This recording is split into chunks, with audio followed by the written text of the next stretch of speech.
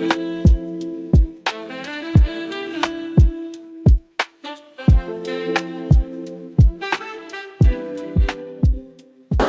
everybody. Welcome back to episode 4, Faithfully His. We are very excited for this episode. It's a good topic, so I hope you guys are excited too. Topic. Sorry about last week's video. Episode 3, we had a bit of technical difficulties, so we do apologize for that, but hopefully this week's video will be better. But yeah, the topic today, would you like to say? Is love, but we're doing it in 3 parts. So today's part is romantic love. Our next episode will be friendship love, and the episode after that will be loving yourself. So let's get into it.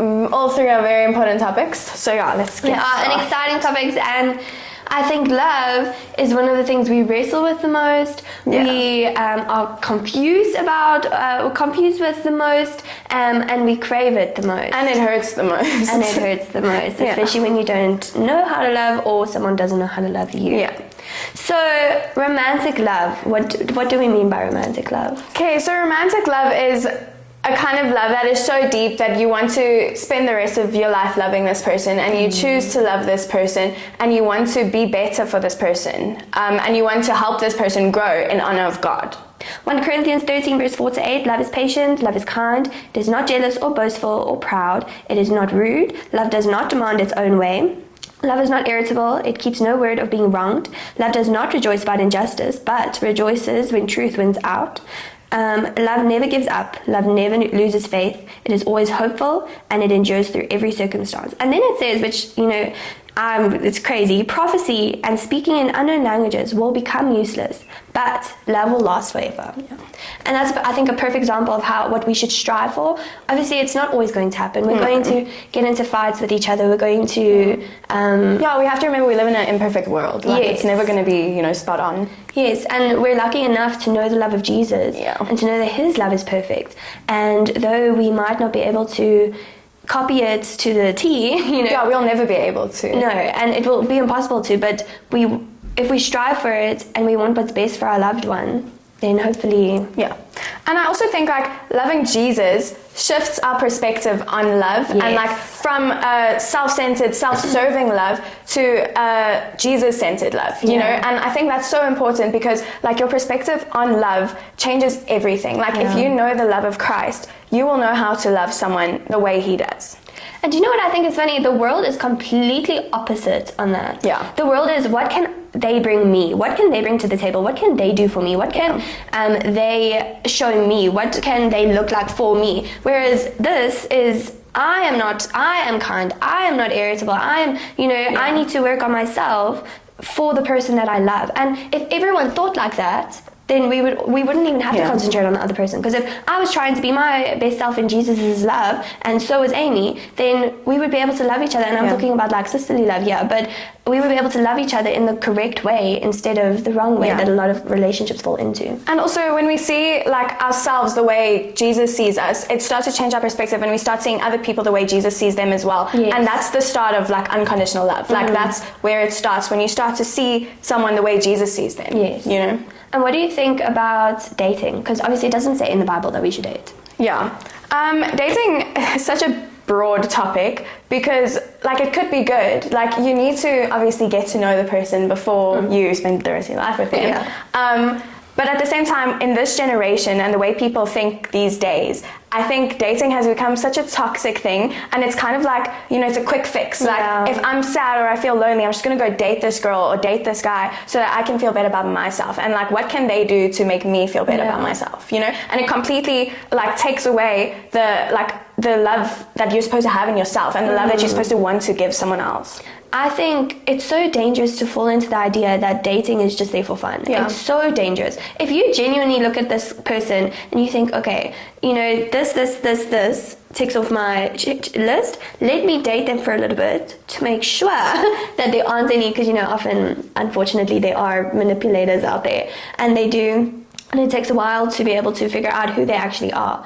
But you need to know who you want. You need to learn to be on your own, or else you're not going to be able to have a good relationship, because you're never going to be able to be by yourself and to sort things out and think things through. And you're not going to realize if someone's treating you good or bad. You're just going to settle for the bare minimum because you want someone in your life. What do you think about standards? I've been told my whole life that my standards are too high. So I don't think your standards are too high. I think the world's standards are way too low. I need God in my life, and I need a man of God in my life. And if I don't have a man of God in my life, I'm not going to be happy with some random oak, you know? But like, because I know Paul, he was called to singleness. Yeah. And, you know, as much as that's one of my biggest like, he was okay being single. Yeah. And of course he said, like, guys, like, get married, like, you know, if you can't resist the temptation and stuff. And, you know, obviously I would love to get married one day. But I will wait for someone who will be a man of God. I'm not going, like you said, I don't want to go to church one day by myself. Right. You know, I don't want my kids questioning whether God is real or not because my husband doesn't believe. Like, that's not something I want for myself. Yeah. You know, and then people are like, oh, your standards are too high. I literally just want a man of God. Like, all of the other stuff should follow. Actually, like, not that high. Like, it's not that much to ask for. Yes. But also, my one friend, he asked me the other day, like, what, because I was like, no, like, it would be so nice to, like, have a boyfriend, you know?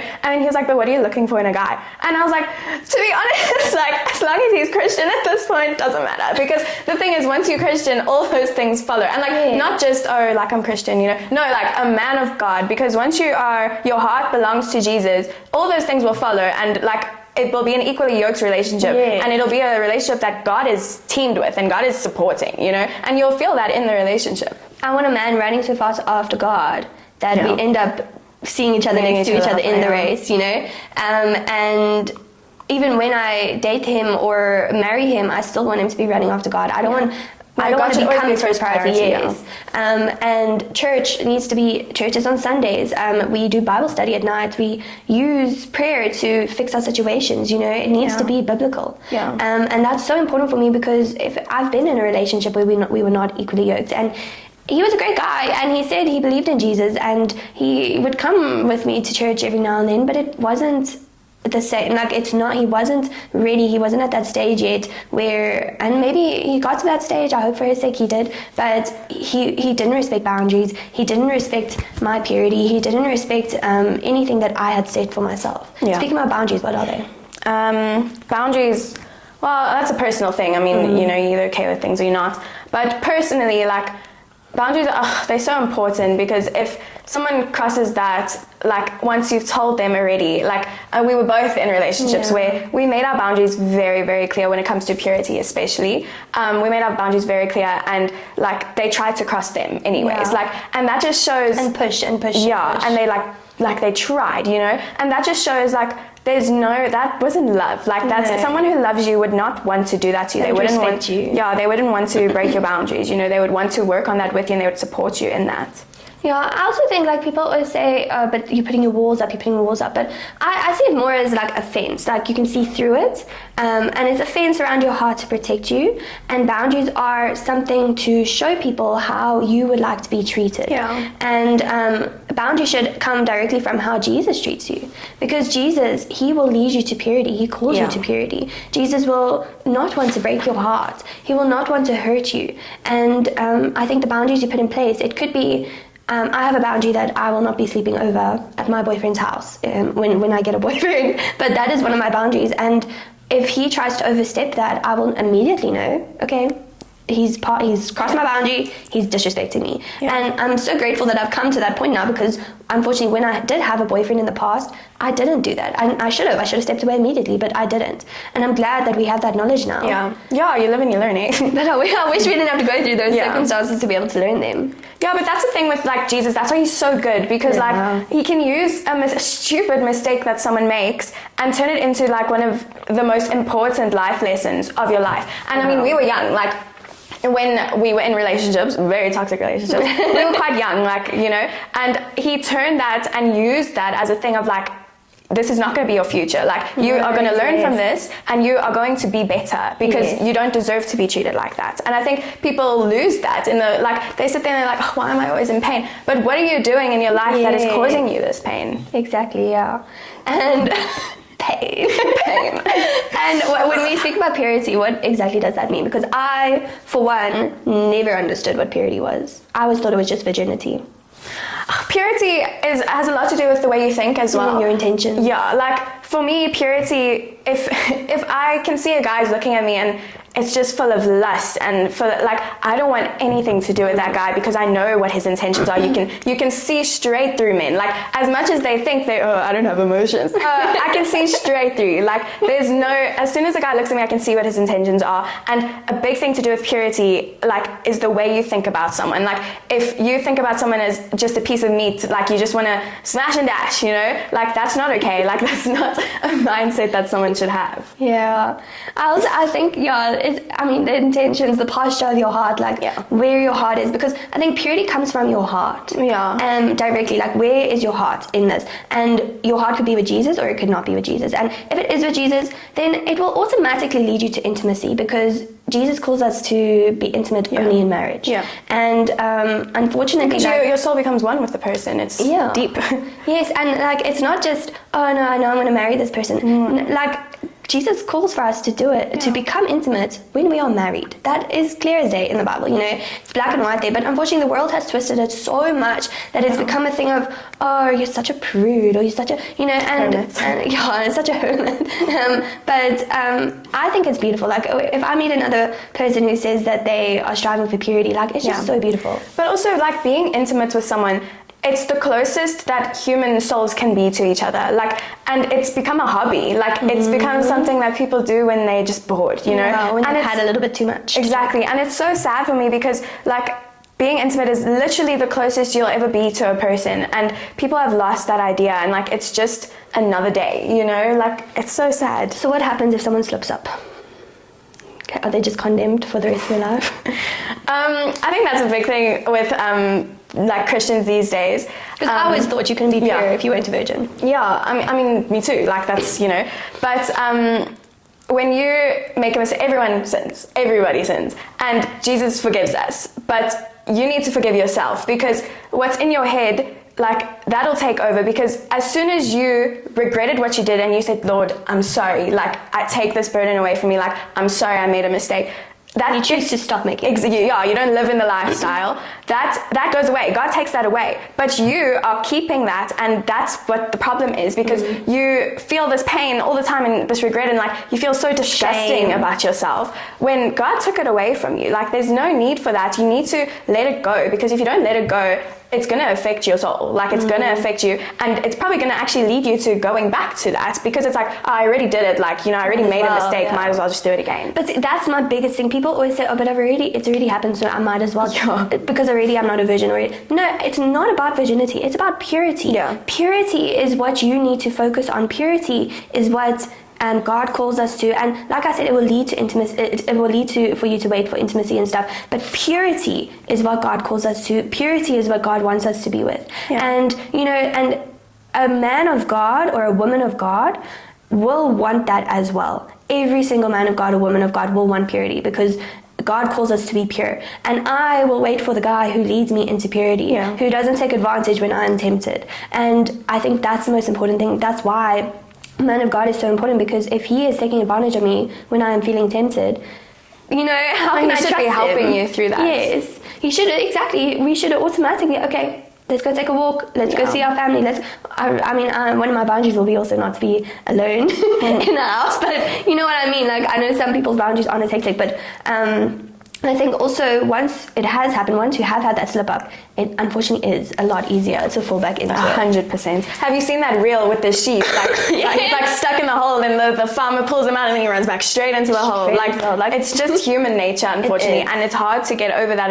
It's hard to like get out of that, but you have to let it go for yourself, because God let it go. God forgave you. And also, as much as like we say, like, don't go back there, if you have gone back there, come back. God is still pulling you back. God will still be, no matter how many times, no matter how many times you've messed up or slipped up or whatever, you can still come back from there. And if your partner doesn't respect you enough or respect God enough to shouldn't be your partner, unfortunately. And it's a hard reality, and it's a reality I think we've all been through and we've all had to deal with. But he shouldn't be. You deserve better than that, and God deserves better than that.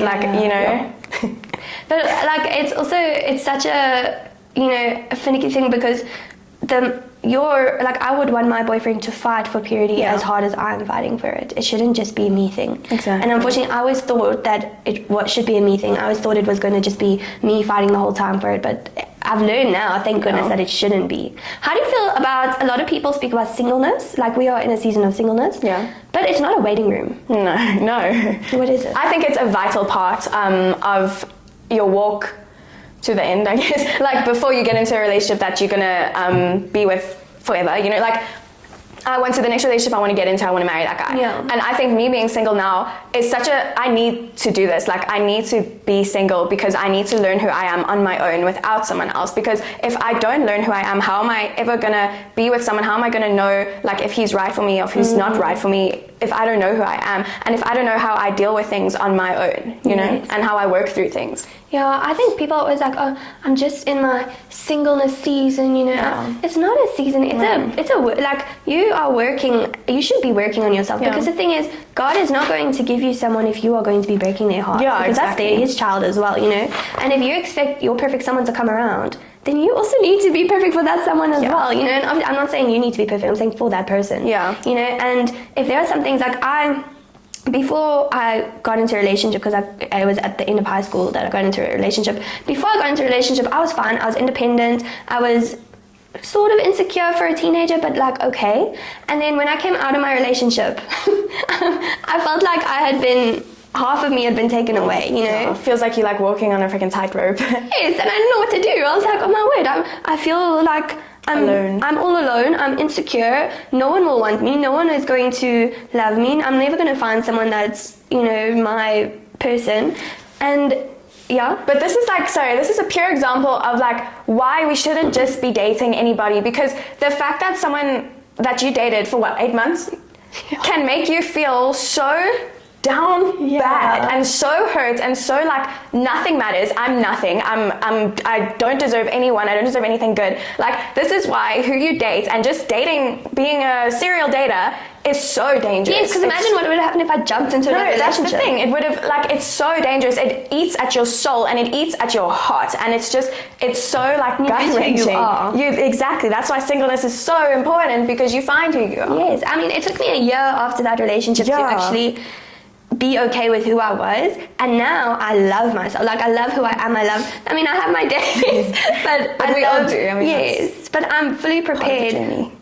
I don't think to get into a relationship, but I know who I am, and I know that in my next relationship I won't lose myself, because I know what happened and I've learned from that. And it's not a lesson that I want everyone to learn, but if you have been through that, I think it's time for you to learn your lesson. But don't jump into your next relationship. Don't jump into something that you are not prepared for, because you will, at the end of all of those relationships, you'll have this bag behind you that is bigger than your body, and you'll have to drag all of it into the next relationship, which will hopefully be with your perfect person.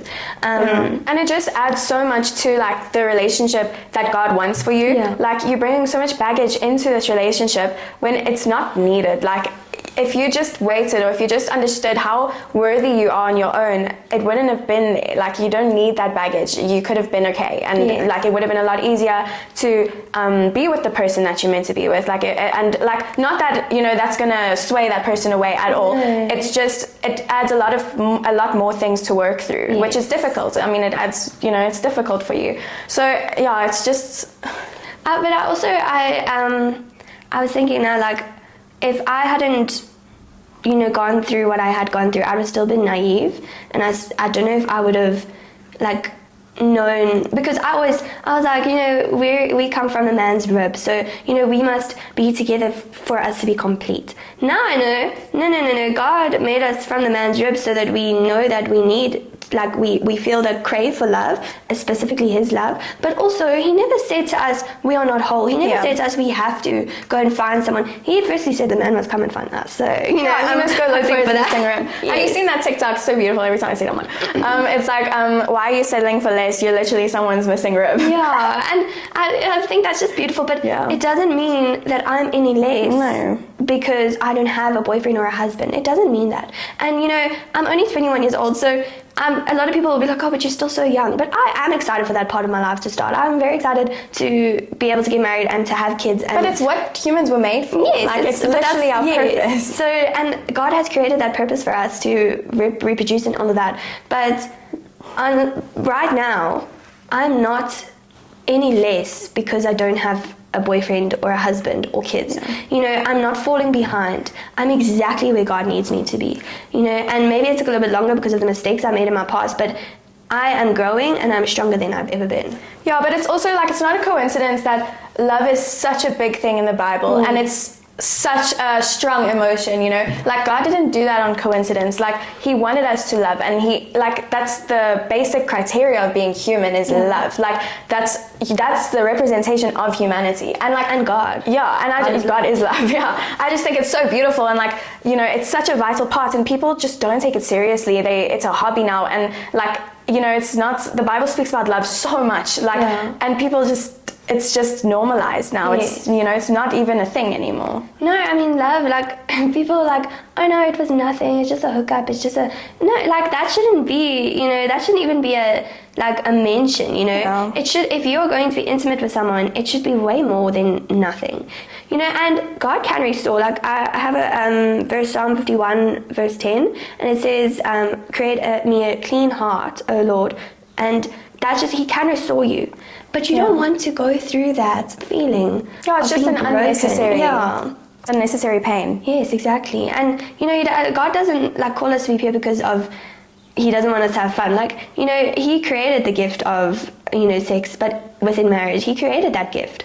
And he doesn't call us to be perfect. If, you know, he never expects us to be perfect, but purity is a direction. Yeah. You know, he wants us to go in that direction. Yeah, and also, like, you know, being intimate is also, like, it's so fun in the moment, but the next day and the next week and the next month, like, it's such a draining thing, because you know it wasn't right, you know, like, and all this, it eats you, and it's so unnecessary, and it's so much pain caused by something that could have, not easily, but it could have been avoided. You know? But you also, those thoughts that plague at you, oh, is he done with me now because now I gave him what he wanted, or he was just using me. Was he just using me? Did he actually like me, or, you know, was he just, you know, doing, you know, those thoughts are so, like, they are draining. They are draining. You know, and they are painful. And as much as it sucks, most of the time, you're not wrong. Like, a lot of the time people use and abuse, and they do it for their ego, and they do it to look cool in front of their friends, and it hurts. Yeah. But anyways, do you want to talk about, like, love with grace and not grudges? Because I think that's a big part of a relationship, because everyone you know, fights. Like, it's like we spoke about earlier, like, it is a norm. Like, if you don't fight, I'm a little worried about you. Listen, Amy and I, we're like best friends 1 second, and next second we're I was talking about in relationships, but yeah. No, but like, you know, it happens to everyone, But we also sin every day, and Jesus forgives us, and he doesn't hold, if he held grudges, we would all be screwed. So he doesn't hold grudges, and he forgives us. And if we want to love like Jesus and be more like Jesus, we need to start living like that, because people make mistakes. People say things that they don't mean. In a heated argument, we say things we don't mean. We do things we don't mean. It happens, but you need to work through it. You can't, if she hits me, oh no, not hits me, she would never hit me, but if she, anyway, but if she said something really horrible to me, and I'm like, you're not my sister anymore, I'm moving and I don't ever want to see you again. No, like, that's not going to happen again. Like, I know when we were and I think in a relationship, you know, look at it like a heart. Yeah. If every word you say broke a crack in the heart, eventually that heart's going to tear apart. Yeah. You know, and that's what happened in my past relationship. We would scream and shout at each other and say horrible things in the heat of the moment, but those words that were said were left on our hearts, both of us. Yeah. And unfortunately, eventually that heart breaks, you know? Yeah, and I think a big thing in relationships is resentment, like, especially with words that are used. Yeah. People grow resentment towards each other, and that will rip you apart. So, and it's understandable, like, resentment is such a, like, if someone is treating you badly over time, even if it's little things, you're going to grow resentment towards that person. But it's so important to let go of that resentment and forgive the person, even if you don't let it go, even if you don't forget it, because you don't want it to happen to you again. You don't want people to, you know, have access to hurt you, but you need to forgive that person. But also, on the other side, like, to be honest with that person and tell them exactly what is hurting you and what is going on, because unfortunately people can't read minds. Like, I wish they could, No, but I don't. But they can't. And it's, if if you are feeling a certain way, you have to tell someone, because as much as people can pick up if you're upset or if you're sad, they're not going to know exactly what happened, and something that might have happened might be completely different in your mind than what actually happened, or what's in their mind, you know. But there's a verse, it says, it's Ephesians 4 verse 32, and it says, be kind and compassionate to one another, forgiving each other just like Christ forgave you. And I think, you know, it's hard to forgive, it is, but we forget that we have a Savior that forgives us every day, because we are sinners, we are imperfect, and he forgave us, so we need to do the same. Yes. Being honest in a relationship, any relationship, is so important. It's vital. Yeah. And just because you, like, if someone, you know, says something, and just because you forgive them, you're not enabling them. Like, that doesn't mean you can enable their sin, but you can't punish them. Sorry, I keep banging the table. But you can't punish them for that sin. Like, firstly, it's not your place. Like, you can be honest with them and how you felt and leave them if you need to, but it's not your place to punish them with silence or bitterness. If Amy starts ignoring me, I'm like, no, it's terrible. It's such a terrible feeling. Yes, and sometimes you don't even know what you did. So you're like, just explain, you know, why did that hurt you? Why? Because maybe Amy will do something to me and it doesn't hurt me, but if I do the same thing to her, it will hurt her. Like, you know, we both think differently. And people are different levels of sensitive. I'm a very sensitive person, like very sensitive. So when someone is angry at me, like, I will go insane. Like, it kills me and it hurts my heart so badly that I actually freak out. Like, I can't handle it. Whereas I just leave them for a little bit. Yeah. Hope for the best. But with men, well, we women, so with men it goes both ways. Like, if someone gives you the silent treatment, if someone gives you the silent treatment, it is so frustrating and it hurts so bad. Red flag for me. Yeah, no, it is 100%. Honesty is a requirement for a relationship to work, any kind of relationship to work. Yeah, I mean, even if you're not honest in friendship, you'll find yourself No, it's gonna drifting. fall apart, yeah. Yeah, and it's an unfortunate thing, and because honesty is difficult. Like, I struggle with honesty because also you don't want to hurt the person's feelings and stuff, so it's difficult to just, you know, say what you're thinking, but if you don't, it turns into resentment, and then you need to start forgiving people, and then, you know, when it gets to that level, you know, it's already, you know, a problem. Yeah. I think also patience is a big thing in a relationship. I think people need to understand that, like, love isn't something to just tick off. It's a journey and it's a process. And something you have to choose every single day. Yeah, exactly. And you can't demand perfection because you will fall short every single time. People, like we said a million times, people are not perfect. But I also think, like, with patience, like, I always say I have patience for kids but for nothing else. Because, like, when I'm faced with seeing kids every day, I see how they behave, and I'm so in awe of it sometimes. Like, you know, they're so patient, they're so loving, they're so kind. So to deal with an adult who isn't is so frustrating. But also, what happened to that adult that they aren't? What happened in their life that they are not loving? What happened in their life that they are not patient or kind, you know? Yeah. You know, you never pause to think about that. You just get frustrated. And what you said about, like, you don't know what adults have gone through, like, that goes for people in general, because, you know, people struggle and people sin, and, like, you can't hold that against someone. It's like, it's not your place. It's not your place, and you don't know what people have gone through. And sometimes, like, Christians, we judge people based on their sin and based on their struggles that they've gone through, and we deem them not worthy, you know, and you can't do that. Yeah, everyone does that. But God's imprint is on them, whether they believe in him or not. God created them. And he loves them. And he loves them. Send his son to die. Exactly. We have no right to not love them when Jesus, the creator, loved him. And we don't know what's going to become of that person. Exactly. And us judging them and being ugly to them might push them even further away from Christ, which does in most cases. I mean, the main reason people don't go to church these days is because of people in the church. Like, they'll say, no, the church hurt me. Like, it's massive and it's so sad. Okay, so what would a green flag be for your future husband? And what would a red flag be for any guy that you come across? I have a lot of red flags. I think a green flag would be, for me, is if they show me that they're working on the person that they want to be when we get married, like, that he's prioritizing his job and what he wants to do with the rest of his life, and, like, he knows who he wants to be by the time we get married. Because I don't want to, like I said earlier, I don't want to date someone who is not ready to get married. Like, I want to date to marry. And even if we grow together towards that, he needs to show me that he's working towards that, and, you know, he's honoring what we are working towards. And a red flag for me would be, and this messes with my mind, especially with men, is when they pretend to be someone else when they're in front of their friends, and they pretend to be someone else when they're just with me. I cannot deal, because you don't know what's real. Yes, you don't know which one. And like most of the time, like, you know, it's great when they're just with you, and you're like, yeah, this guy's perfect. I love him. I want to spend the rest of my life with him. And then you with a group of friends, and it's like, who is that? And you know, unfortunately, like, because we've been in relationships with people like that, and it has ended up that they actually were just that person that they were in front of their friends. Yeah, and even if they're working towards being the person that they are with you, you can't be the reason that they... No, they have to decide if they... Yeah, it's such a, I will leave straight away. Yeah. And you? So, what am I... Wait, so I like your green flag, but like, what is just one thing he would do, like an action that you'd be like, oh my word, I'm gonna marry this man? That's hard. I don't know, actually. I think it's actually bad that I focus so much on the red flags that I never actually focus on the green flags. That is a massive problem with our society, because we don't care about helping this person to become who he is. We just care about what he is not doing. Can't be, yeah. I think a big thing is like, a green flag is if he's not insecure. Like, insecurity is such a like downfall of someone in a relationship. But if, like, you can tell immediately when a man is not insecure, and that is the best thing ever for me. I love that you said insecurity. Because we are running out of time, so we need to wrap it up. But what is one sentence on insecurity in a relationship, how it can affect a relationship? I know it's going to be tough to wrap it up in one sentence, but because insecurity, I dealt with that and it broke me.